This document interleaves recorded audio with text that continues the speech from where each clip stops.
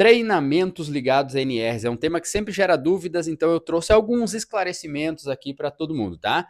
Vamos lá. Primeira coisa sobre treinamentos. Nós temos que diferenciar o que é um instrutor e o que é o responsável técnico, tá? Em alguns treinamentos, o instrutor pode ser o responsável técnico, mesmo que seja o técnico de segurança ou tecnólogo, por exemplo. Em outros treinamentos, não. Como que eu vou diferenciar isso? Olhando a NR específica que eu estou dando treinamento. Por exemplo, a NR35, ela fala de profissional legalmente habilitado? Não. A NR12 fala? Sim. Ou seja, a NR35, o próprio técnico de segurança, se ele tiver proficiência, ele pode ser o instrutor e responsável técnico do treinamento. Agora, se o técnico de segurança deu treinamento como instrutor de NR12 para o operador de máquina, ele ainda vai precisar de um engenheiro como profissional legalmente habilitado, assinando como responsável técnico do treinamento. Por quê? Porque a NR12 sim fala que tem que ser sob supervisão de um profissional legalmente habilitado. Então, essa diferenciação você sempre vai encontrar na própria NR, tá? Então, o instrutor é quem passa o conteúdo, quem é o professor do curso propriamente dito, e o responsável técnico não necessariamente é instrutor, mas ele se responsabiliza tecnicamente pelo conteúdo que está sendo passado, pela forma que está sendo passado, beleza? Pode ser a mesma pessoa em alguns casos, em outros não. Qual é a diferença de profissional qualificado e profissional legalmente habilitado, pessoal? Qualificado é quem tem... Vocês gostaram do meu microfone? Vocês viram que eu transformei um DOS 600 velho aqui em microfone para poder gravar? Legal, né? Aqui, grava por aqui, ó, o negocinho. Quer ver, ó? Viu? Eu sou muito tecnológico. Então, o profissional qualificado é o técnico de segurança, o tecnólogo, o próprio engenheiro é qualificado em segurança do trabalho porque tem a formação na área. Agora, o profissional legalmente habilitado é o que tem registro em conselho de classe, ou seja, o engenheiro tem registro no CREA. Por exemplo, o eletrotécnico ou técnico eletromecânico, alguma coisa assim, também tem registro no Conselho Regional dos Técnicos, também é um profissional legalmente habilitado, tá bom? Mas, via de regra, o que mais se vê por aí é o engenheiro assinando como profissional legalmente habilitado. Então, tem essa diferença. Nós temos ainda o conceito que eu não escrevi aqui, que é o conceito da proficiência. Proficiência. O que é proficiência, Jéssica? É o profissional que é qualificado, que tem a formação técnica, teórica, mais experiência. Eu preciso ter experiência para ensinar. Como é que eu vou ensinar alguém a dirigir se eu só fiz a parte teórica do curso lá da CNH e nunca sentei a bundinha dentro de um carro e dirigi? Eu não posso ensinar uma coisa que eu não sei. Da mesma forma, como que eu vou ser instrutor de NR35 se eu nunca fiz uma PR, fiz a supervisão de uma equipe, subi em altura com a equipe, eu nunca fiz um nó numa corda, nunca fiz um resgate de uma vítima, eu nunca instalei uma linha de vida, eu nunca utilizei um trava-queda retrátil, um trava-queda para corda, um trava-queda para cabo, eu nunca montei uma linha de vida horizontal, vertical, provisória, enfim, nunca fiz uma escalada com talabarte duplo. Se eu não souber na prática, eu não posso ensinar alguém na prática, é uma regra muito óbvia. Então, proficiência é qualificação técnica mais experiência, e aí isso aqui vai bater muito em uma palavra chamada responsabilidade, que não é pouca, eu vou falar no final do vídeo aqui, tá? Vamos lá. O técnico de segurança, ele pode ser o instrutor e o responsável técnico? Em alguns casos, sim.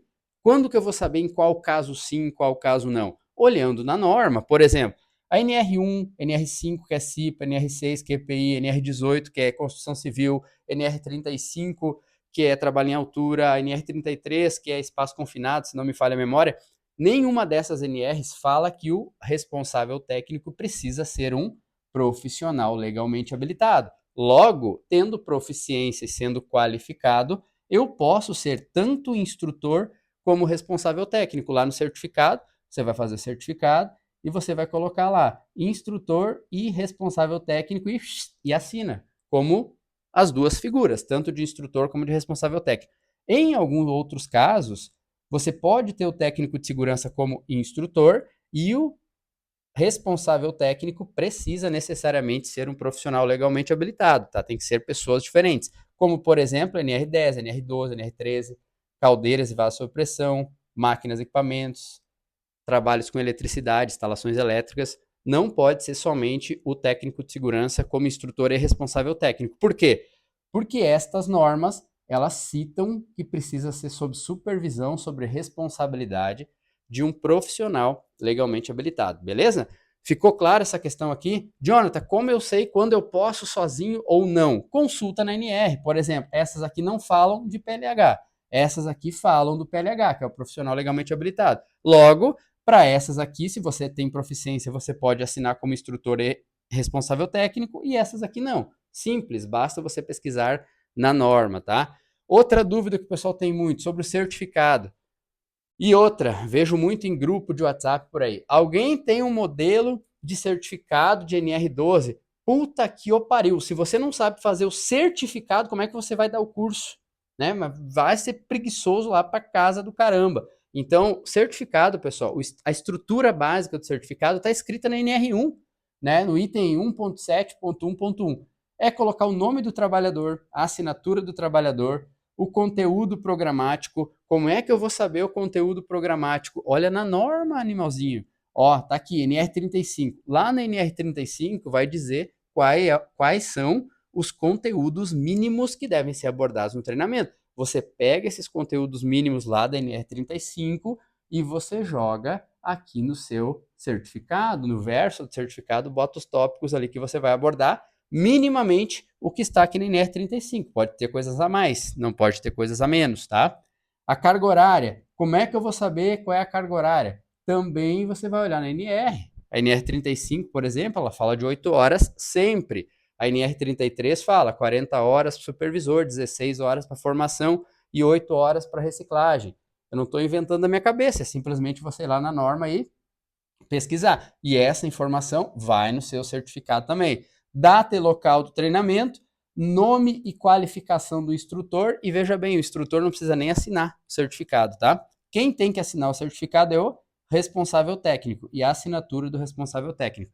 Faz mal se o instrutor assinar junto? Claro que não. Aqui nós, por exemplo, na EMED, sempre o instrutor assina também, juntamente com o responsável técnico. É uma obrigação legal? Não, mas é uma informação que eu acho importante o instrutor assinar junto ali, afinal de contas, ele que foi o professor da turma, né? Tudo isso aqui você coloca, pode fazer no Canva, que é um aplicativo de edição de imagem, pode fazer no próprio PowerPoint, você faz a frente, faz o verso, depois imprime frente e verso, bem tranquilo, tá? Esse processo de criação, pessoal, de estudo e elaboração dos seus materiais, tanto do certificado como do material didático, é um processo de aprendizado. Façam isso, porque vocês automaticamente vão estar estudando, isso é muito importante, tá? E dito tudo isso, eu encerro aqui o vídeo sobre treinamentos falando da responsabilidade. Ah, Jonathan, mas será que eu tenho proficiência? Não sei. Quem vai ter que decidir isso é você. Não existe um conceito objetivo de proficiência. Não tem uma quantidade de horas que você vai contabilizar em algum aplicativo e vai dizer agora eu tenho proficiência. Isso não existe. Isso vai muito da sua competência e de você se considerar proficiente ou não, bater no peito e dizer, eu vou dar esse curso aí e me responsabilizo por isso. Por que responsabilidade, pessoal? Sempre que a gente assina um certificado, qualquer desdobramento negativo depois com esses trabalhadores, nós podemos ser acionados, inclusive judicialmente, tá? Eu já participei, eu sempre conto esse caso, isso já fazem uns 15 anos atrás, eu acho. Eu já fui instrutor de brigada de emergência em uma planta química de uma empresa aqui da região, e 4 meses depois do treinamento, uma pessoa fez uma manobra errada lá no processo e acabou falecendo. Ela tomou uma golfada lá de sódio metálico, que é um material pirofórico que pega na pele, queima ao contato com água, inclusive, né? E ele sofreu queimaduras graves e acabou vindo a falecer depois. Um dos possíveis fatores que levaram à ocorrência do acidente foi a instrução mal feita, foi o treinamento insuficiente, tá? Ou inexistente. E o juiz me chamou no processo como réu. Quer dizer, me intimou para apresentar provas que eu tinha proficiência e que o treinamento foi feito da forma adequada. E se eu não conseguisse comprovar isso, eu ia me tornar réu no processo. E esse processo, inclusive, era de homicídio culposo. Ou seja, eu não tive intenção de matar o cara, mas eu tive culpa porque eu fiz uma instrução mal feita. E aí fica a dica para quem faz treinamento de 8 horas em uma, para quem só faz treinamento teórico sem a parte prática, para quem só faz treinamento prático dentro da sala, pega o cinto, bota como é que ajusta o cinto, mostra ali o talabarte duplo, como é que põe o jugular no capacete. Ó, pessoal, beleza, era isso, estão liberados. não faz uma linha de vida, não mostra um trava-queda, não faz subir, não faz descer, não mostra um resgate, percebe? Isso tudo um dia pode voltar contra o instrutor se ele fizer um treinamento muito meia boca, dizendo que era proficiente e na verdade não era. Treinamento é uma responsabilidade muito grande, tá, pessoal? Então, eu acho que era isso, tá? Os pontos principais do treinamento, que é o que eu queria passar para vocês, é isso. Instrutor, responsável técnico, profissional qualificado, profissional legalmente habilitado. Quando que o técnico pode ser o responsável técnico e assinar sozinho o seu certificado? Quando que precisa de um profissional legalmente habilitado assinando como responsável técnico? Como estruturar os seus certificados e a responsabilidade em cima de tudo isso, que não é pouca, tá bom? Um abraço, até a próxima.